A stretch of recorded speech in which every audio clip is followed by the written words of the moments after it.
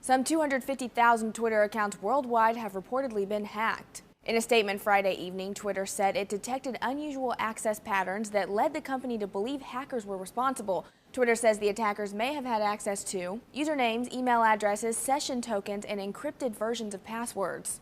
The passwords themselves haven't actually been hacked. It's what's called the hash, the encrypted version of the password.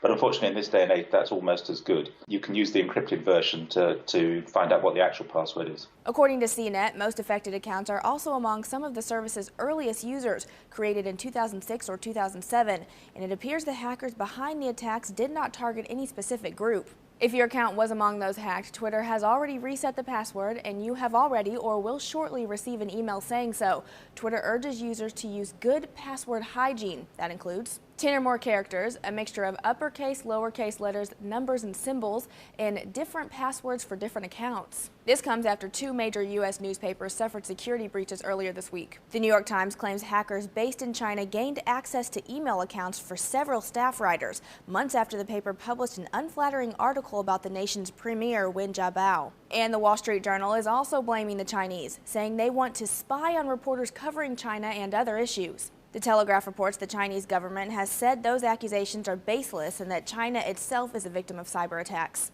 The Chinese Defense Ministry said Chinese law forbids hacking and any other actions that damage internet security. Twitter has not directly said or even implied the recent hackings had anything to do with China, but it did make mention of the recent newspaper hackings in its blog post. Twitter said it was working with government and federal law enforcement officials to track down the hackers. For Newsy, I'm Jasmine Bailey, multiple sources, The Real Story.